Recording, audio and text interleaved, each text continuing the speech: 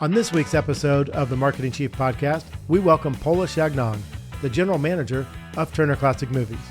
We'll talk about the upcoming Turner Classic Movies Film Festival, increased distribution on HBOMax, how to market to new audiences, and what it's like to be a female executive at one of the biggest media conglomerates in the world. Stay tuned for this week's edition of the Marketing Chief Podcast. Welcome to the Marketing Chief Podcast. I'm your host, Rob Collins. If you'd like to watch this podcast, head over to our website, marketingchiefpodcast.com, and click on the episodes tab, or search for Marketing Chief Podcast on YouTube. Today, I'm very pleased to welcome a former colleague, someone I respect highly, the General Manager of Turner Classic Movies. Welcome, Pola Changnon, to the Marketing Chief Podcast. Hello, Rob Collins. It has been a while. It is so good to see you. Same here. Same here. Definitely some COVID time apart. There's so much to talk about with your career, but let's start with what you're doing now and what your responsibilities as General Manager of Turner Classic Movies entails. Sure.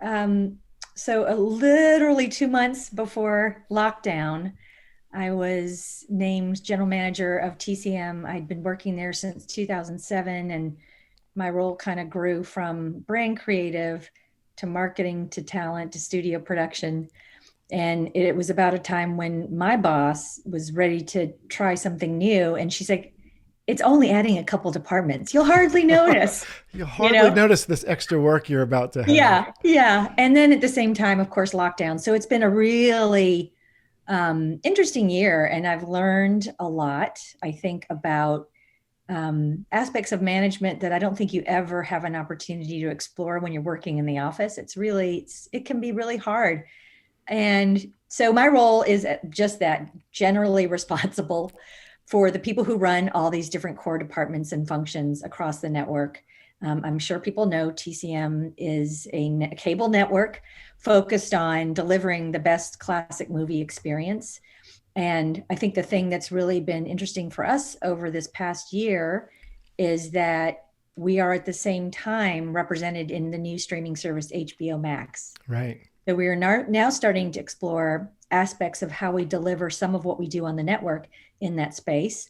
And right now it's a kind of crazy time because we're leading up to a virtual film festival, the TCM Classic Film Festival, that will be held both on the network and at HBOMax. So for us, it's sort of a chance to bring what has been a great tradition of an in real life festival in Hollywood, as you know, right, but without, sort of the risks of the pandemic, we decided to opt for this virtual one this year. And it's been an amazing learning experience. Again, you have a chance to rethink your brand for this new space. And looking forward to that in the next couple of weeks. When you say you have extra responsibilities, let's just be clear and quit being humble. You're the head cheese. Yes. You're the top dog at Turner Classic Movies. So you have programming and promotion and marketing and sure, anything that it takes to make the network run ultimately leads to me, or there are some shared resources, say for research. But by and large, I'm scanning the globe to make sure those parts and pieces are communicating well and hopefully operating at their fullest, and that I'm helping provide or clearing the path for them to do that. And again, the emphasis on communication and alignment is so important when you're not together physically. It's so easy to find gaps when you aren't physically located together as a group. On top of that, some of our team work out of Los Angeles. The primary group is here in Atlanta. Mm-hmm. So there are just additional nuances of how we maintain a common heartbeat, even though we're distributed this way and across all these homes right now. But the amazing thing, and I know everyone has said this, is it works. You really can get all those jobs that you felt historically had to be done in a shared workspace. And that is the most impressive thing. And I think for a lot of people, it's going to be a game changer in terms of how we report back, whatever that means. There'll probably be some hybrid opportunities for the team, likely not going to have 100% of the team sitting in the same place at the same time ever again. I think those days are kind of behind us. And I think as you look across the landscape in the country, and I talk to different companies, people are embracing that. They love the flexibility I was talking to a company this week in Seattle, and they are going to 1 day a week in August in the office. And they said, we don't care if people live at different places around the country. If they can spend a week in our office a month, we're good.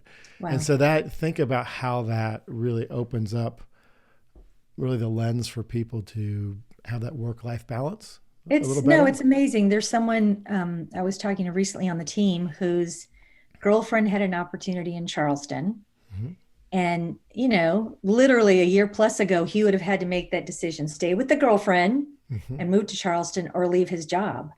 And because of the way we work now, he was able to keep both. He moved to Charleston and is still doing the work he was doing for TCM. And I think that's really, so transformational at so many levels. And I think one of the things that we are all talking about is what is that new cadence going to look like in terms of how we are back together?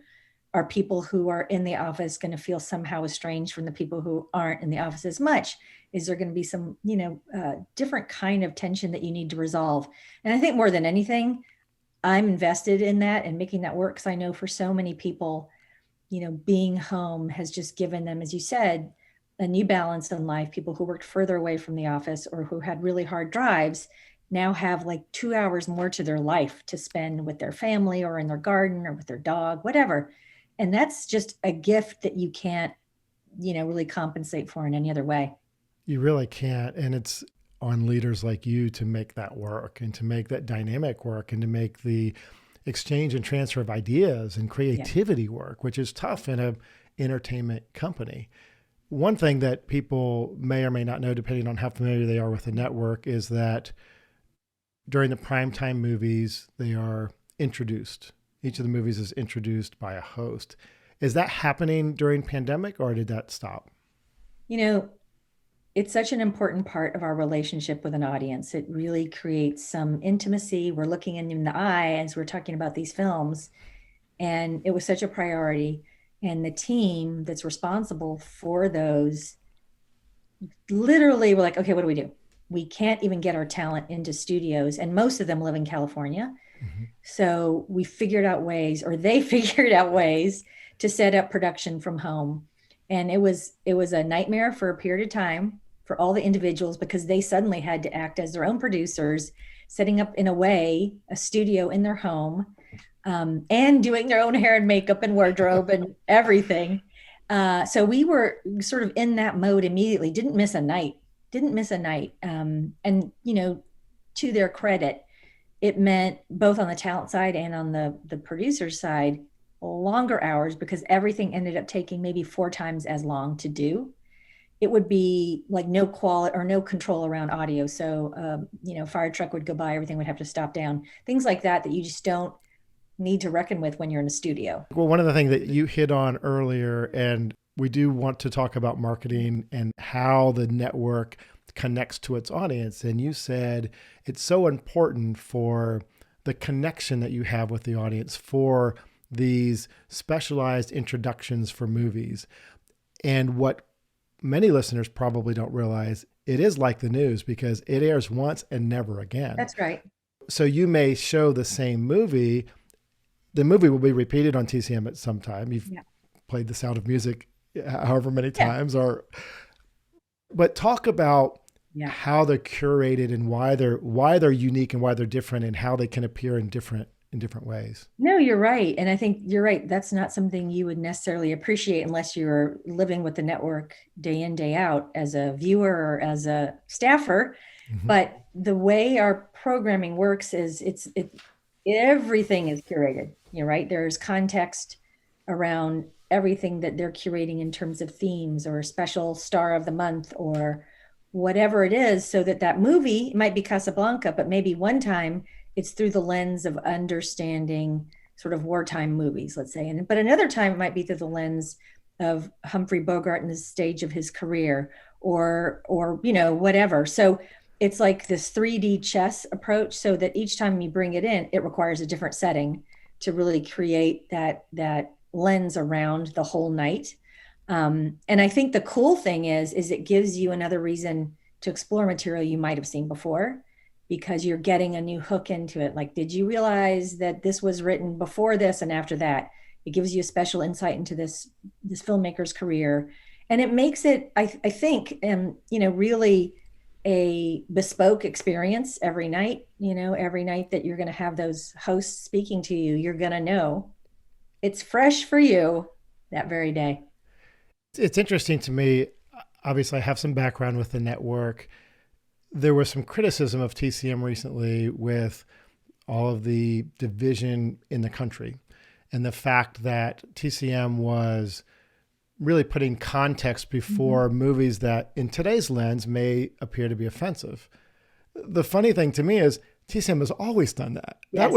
That was not anything new or in reaction to any external force. You've always showed films uncut as they were originally made. That's right. And then added the context in front of it to give viewers of today background and insight into what was happening at that time.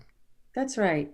Yeah. So that programming event was called Reframed, and it was very much that. Like, back in the summer, we started talking about what we as a network need to be developing as far as positioning to ensure that we are, really cognizant of the environment we're in culturally. We don't want to find that people are turning away from classic movies because they assume that's old fashioned, those are dead values, those are out of whack with my beliefs. So one of the things that Charlie Tabish, who's head of programming, said the minute we started talking about this new positioning, he's like, I want to do something around those movies people find problematic through today's lens so that we can together develop discourse around it. Wouldn't that be the best, is that TCM helps create a civil conversation around movies that reveal a lot about our culture historically, that, not all of which is pretty for sure, and which may not even have been pretty then, but was acceptable. So I think the really meaty part for us was it really connected.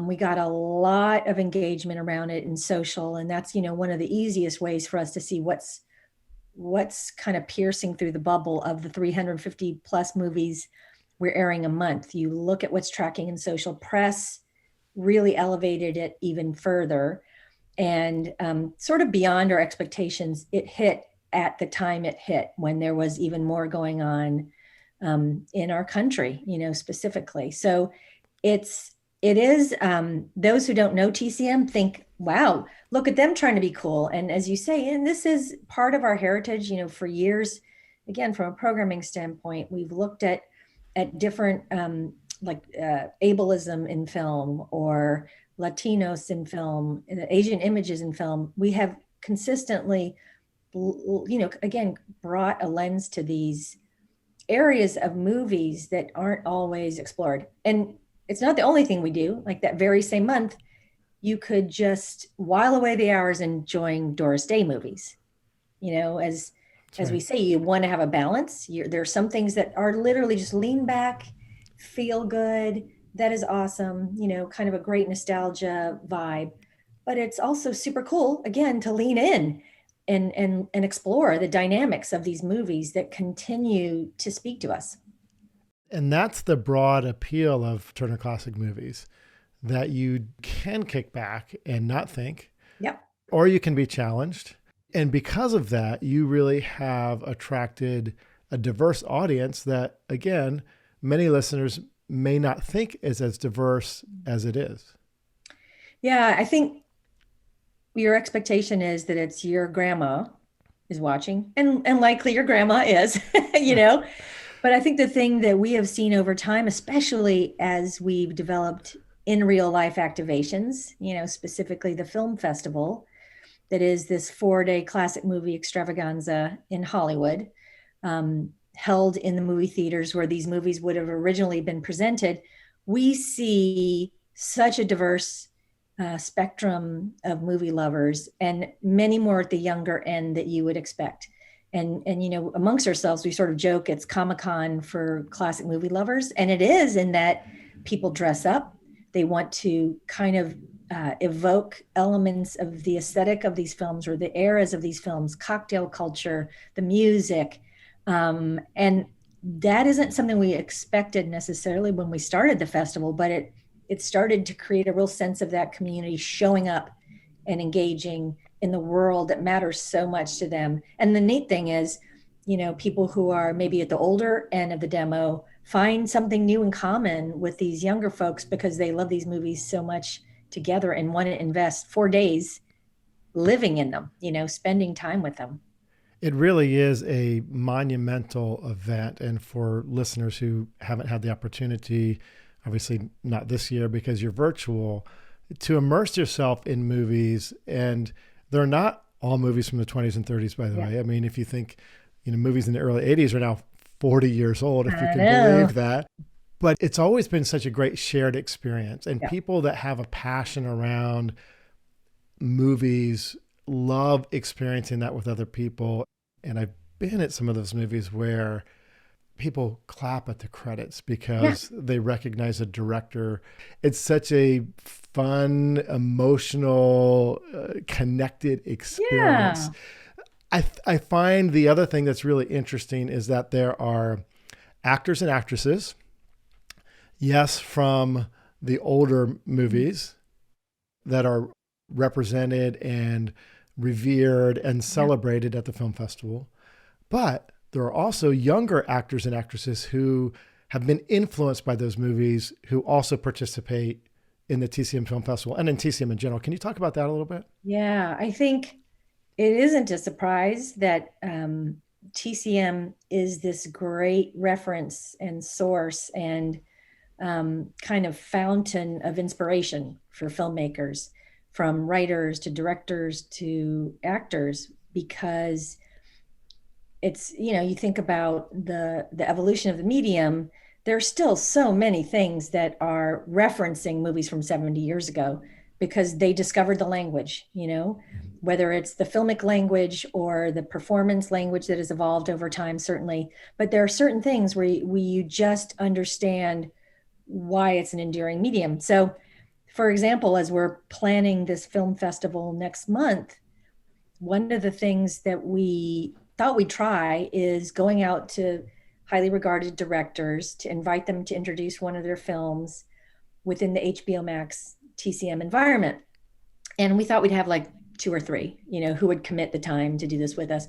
We almost had to stop answering the phone because I'm not kidding. It was the kind of thing where everyone wants to do that for an audience that is into it. You're literally preaching to the choir. So we have some remarkable people there. Barry Levinson, Rob Reiner. I'm really excited about Steve McQueen, the director of Widows. He's introducing Hunger. And, I'm seeing these interviews as they're being taped and I'm learning things about movies I feel like I know, so that's really amazing. And we also have Mira Nair and Barbara Koppel, a 2-time Academy Award winning documentarian. And for them to sit and tell you things you would never perceive as a viewer about why this particular thing was so important to them, or why they were inspired, or why this was hard, this particular scene, is just thrilling. I mean, it is so thrilling. So to your earlier question, filmmakers really appreciate who they're talking to in this space. And it isn't about the kind of typical junket press, I mean, it's the opposite of that. They're able to talk about influences. They're able to talk about movies that they saw as kids. It's a much broader kind of arena for them to explore and enjoy. And we're happy to host it. It really is an incredible kind of space to be in. So talk about the film festival this year and how can people watch and participate and does it cost and how do they access I'm so glad you celebrating? asked. Yeah, so if you're a cable subscriber, it's free. You just turn into TCM starting Thursday night, May 6th. Our opening night event, which will live on the network and on HBO Max, is a cast reunion for West Side Story and a screening of the movie. And it's like they flash back, is it 50 years to the time making the movie, what their relationships were like, how they have remained close because it was such a formative experience. And the taping of the interview was like 2 hours or something because they just couldn't stop talking. And we're all watching it from our respective homes. We're like, this is amazing. But we had to edit it down because they were just going on and on. It was really joyful. So that starts May 6th. And as I said, available on TCM with your cable subscription. And then if you have HBO Max or if you have HBO or if, any of the HBO flavors, you have access to HBO Max. So we have sort of a step-by-step instruction for those who haven't activated their HBO Max subscription yet on our site, tcm.com/festival. And it's really easy to do. And I just think not everyone might have gotten around to it yet, but hopefully this is good incentive to check it out. And again, different complementary programming on TCM, the network, and on the TCM hub within HBO Max. So there's like total, I think it's like 100 plus titles programmed across the service and the network, plus all this exclusive content that's been produced, plus, the interviews, some of which we haven't announced yet, which are really exciting. And I couldn't be more proud of what we have to offer. It's bananas. And just like at the In Real Life Festival, you're going to have to make some choices, at any given day, like, oh, do I want to watch this thing here? Or do I want to go over to HBO Max, where I get to pick from these things? And I think that's a good problem to have in this case, because you can't go wrong. There are so many great choices. And are there live pieces as well to it? Either maybe online live pieces or anything to Thank bring the you. community together? Such a good prompt. I didn't even know. I'm No, just you're so curious. right. That one of the things that's really special about the festival experience is those live conversations. So we wanted to figure out how to replicate that and create that sense of community too, which is hard to do virtually. So we're going to have a series of Zoom events, one a day, different topics, talking to the hosts, talking to TCM, kind of executives, talking to a really cool idea they have on Mother's Day, because that's the last day of the festival, talking to children of famous movie moms. So that'll be a lot of fun too. So each day it's a little bit different, but the hope is you get a sense of what those kind of Q&As are like and get to see people in real time, because we all miss that. We all miss that so much. We really do. We Yeah. really do.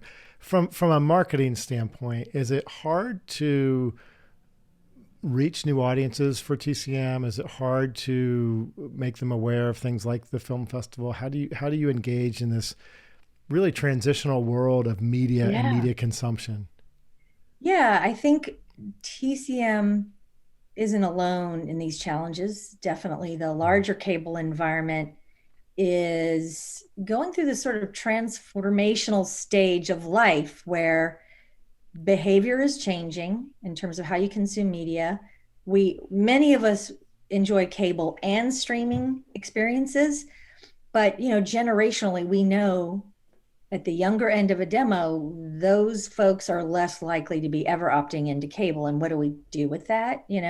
I mean, that's not tomorrow, it's not the next day, but it's something we want to grow into. So for us, it's about keeping the TCM brand relevant, so that as we make this transformation over time, and hopefully a lot of time, to being more available for people within HBO Max, it'll make sense, right? There'll be this continuity of experience, and we will have established ourselves. I mean, again, this is going to be a long period of time, and we highly suspect that, especially because folks who tend to stay in cable are more aligned with our demo naturally.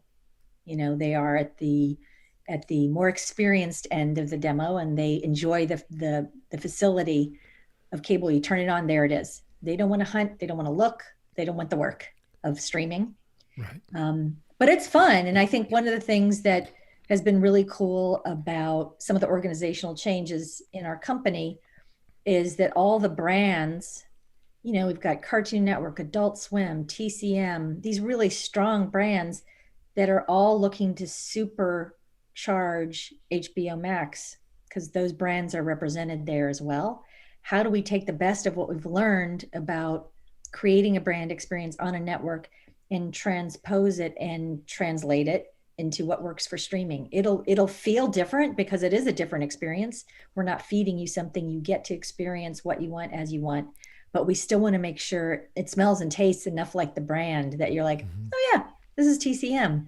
And that's really cool for all of us. Anyone who has been working with a brand and you have an opportunity to adapt and evolve it, that's really exciting. So yeah, just from a straight marketing standpoint, it's a big challenge holistically, but I'm really excited about the way we're approaching it, the strategies collectively that we have around finding that new frontier in HBOMax. And it's not commoditized, right? We really treat each movie with the respect it's due. And one of the keys is you're not just treating the movies with respect, you're treating the audience with respect. And Yeah. because you're commercial free, because you are able to do longer interstitial programming between the movies, because you introduce it, it just gives that connection to the audience. So go back to the earlier part of your career and how you started. Did you always know you wanted to be in television? My experience growing up was that there was likely no profession for me. Coming out of college, I'd studied psychology and political science just because I loved them both. But I did discover film classes when I was an undergrad. And to me, it was like, well, I love movies. Who doesn't love movies? I'll take this class. And literally, like 2 classes in, I was like, oh, you can study movies the way you study fine art or any other, right? Any other kind of critical theory approach to art. And I loved that. I thought it was so engaging and just a meatier way to enjoy movies for me. So I took a lot of those classes, but it wasn't a career option. And thought I wanted to be a reporter. I thought I wanted to be a journalist. Tried that for a couple of years, and I did not want to. But I kind of came back to the core of me. I've always written. I've always been a writer. So I sort of did this. Well, I like writing, and I love those movie classes, and maybe I'll go to film school, right? And so that sort of put me on this trajectory at some level. At least it changed my category, and moved to LA after film school. And sort of weirdly, like my first jobs were marketing and copywriting for a home video company when that was like a big thing. And it was a ton of fast turns, creative work, thinking through how you present an angle on a movie. What is our pitch? What's the sell? What imagery do we use? I learned a lot about even layout and like basic art functions for the design team showing me, because we were a small little team, and I loved all of that and really interested in that. Ended up over time moving more into animation, which is an amazing animation production company as a creative producer. And that's the job that took me to Cartoon Network, which brought me to Atlanta, which is where I grew up. Thought I would never come back to Atlanta, to this, 2-bit town. And it was exactly at the time in my life when that's what I wanted. After living in all these big cities, I really wanted to be closer to my folks, kind of establish some pace of life that was more normal. And I thought, well, this will be a neat job. This was starting the digital team at Cartoon Network. It'll be a neat job for a couple of years. I'll have seen my parents a lot, and then I'll go do something that's really more career oriented. And then, here I am 22 years later, still with the company. And, I think one of the things I will say is I definitely not had a very narrow path, so it's production, it's digital, it's branding, it's sort of like what we used to call program production. So all these different aspects of creative and marketing and communicating a brand, but I never thought of myself as a marketer at all, because I don't know, I didn't have that background, I didn't have the formal education in marketing. And so when down the road years later, our boss said, hey, I think you might want to take this on. I think it'd be good for you. I think it's a natural next step. And I'm like, okay, but I don't know that stuff, And so, I'm not saying that that's the way to do it. And I'm not saying I was the best marketer, but I certainly understand the communication piece. and how you establish sort of a brand's container. Your creative and artistic background Right. really helped you, I think, inherently know things that schooled marketers sometimes miss, which is the connection to the audience. Yes. And when you were at Cartoon Network, which was really in its infancy at that time and was really growing, and you guys were doing some amazing things, connecting with the audience and finding your brand voice and your brand positioning and your brand creative look, that's right down your alley. That's exactly. And there's a lot of people who, from a marketing side, have the book knowledge, but don't have the creative, Yeah. the voice, the feel. Well, I think that's Right? one thing I obviously have learned over time too, is there's marketing is such an expansive Mm-hmm. discipline, and even more over time, as we start to look at marketing leaning more into data analytics, and it is a very diverse space to be in, and I know my space in it. You are the head of a major cable network at one of the top three media conglomerates in the world. As a woman moving through those ranks, what advice would you give to other women that are coming up through a a career with challenges? No, it's a rich conversation, and I do think that um, our organization within Warner Media is has a really nice and equitable distribution of women. Not as much at the very senior level, which is changing, but I think that is something that has been a real positive aspect of the company. I think the area that we really need to focus on is better representation across those more senior positions for people of color, diversity of all kinds. That is a place where we're lacking, and it's a big focus for us within Warner Media. We've spent a lot of time at the executive level looking at it, and I know it's so important, especially as we think about how TCM is trying to appeal to audiences that don't necessarily see themselves in these movies, right? With some limitations, like maybe it's the maids, the butlers, the whatever for people of color. That's difficult. So we want to make sure that we have developed sensitivities and really comfort in understanding how to talk about that. And the best way to do that is by making sure your staff, people behind the camera and in front of the camera, understand what that conversation is, how to have it, feel confident in talking about this and acknowledging the disparities. But for me, it is interesting. I think because when I first started at Cartoon Network, the president was a woman. President of Cartoon Network was a woman. So right away, I knew it was possible that a woman could run a network. I think she was the only one at the time in the company. So at least that was a glimpse of what could happen. And then, of course, I succeeded a woman. So she already broke that kind of ceiling, I guess, for TCM. But now you are that inspiration for others, I hope right? so. You absolutely are. There's no question. Thank you. We're coming to the end of our time. I did want to ask you a few quick questions. Sure. What movie would you recommend for people that maybe aren't classic film buffs? Such a good Maybe question. maybe an entry kind of movie. I'm just thinking about in the film festival experience.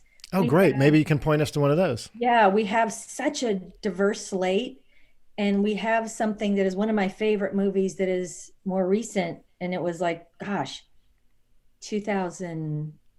I can't even remember. It's a 2000 and something though, which makes for a really recent movie. Once, did you ever see that? It's like a I have everyday not. musical where people sing, but for purpose. They don't break into singing. Glenn Hansard, Margita Hariska, I think is how we say her last name. No, Marketa Irglova. How could I possibly get that wrong? It is a beautiful, simple movie about the creative process, also about these people who find so much in common, even though they're worlds apart through that creative process. And then the music in it is amazing. So to me, it's also just what movies are going to be seen as classics in the decades to come. That's one of them. It's I'd called also Once. say, yes, once. I'd also say, if you haven't seen Maltese Falcon yet, it is absolutely worth your time. And it moves fast. And it's like the first of those kind of private eye movies featuring Humphrey Bogart, of course. And the dialogue is some of the sharpest and sparkiest you'll ever see. And it's funny. It's funny in a today way that you're surprised by, and the pacing's remarkable. So I'd recommend that too. So something old, something new. Love it. What about a moment at TCM or otherwise where you've had a really memorable encounter with an actor and actress that touched you in some way? By virtue of working for TCM for 20, whatever, how many years is that? I've had so many experiences meeting people that I have adored from afar for years and years and years. And there's something just transportive about that, right? And you want to tell them everything they've meant to you. And that's dorky. So you kind of have to be, on the one hand, really cool and gracious. And on the other hand, tell them, I am your biggest fan. And one of those experiences, and it was like maybe the second month of my life at TCM, was meeting Rita Moreno. Okay. Because when I was a kid, West Side Story was strangely an obsession for me. And we had the cast album. I tried to learn all the music on the piano, and I tried to sing it. And I thought I would be Anita one day. That was like so clearly my destiny. So to meet her was just beyond. And she was and is the most vivacious person, so generous with her time and her stories, and just has this spark that helps you understand why some people just translate differently on screen. They just have something in them that is beyond good lighting or good dialogue or direction. They just have it. And that's Rita Moreno. They just exude some magic, right? Totally. That's a great transition to remind our listeners about the TCM Film Festival. Give me the dates again. Yes, starting May 6th through 9th. Through the 9th on TCM or HBOMax? And the TCM Hub in HBOMax. Perfect. And I encourage you to check it out. I think you'll have a blast. Well, I'm a big fan of TCM. I'm a bigger fan of Pola. So Yay. Thank you so much for joining us today on the Marketing Chief Podcast. And we need to do this again. We've got much more to talk about. I know. We have some catching up to do. We sure do. Thank you, Rob. I appreciate it. If you like what you hear on the Marketing Chief Podcast, be sure to subscribe or follow on your favorite podcast app or YouTube, and give us a rating on Apple Podcasts. We'll see you next time on the Marketing Chief Podcast.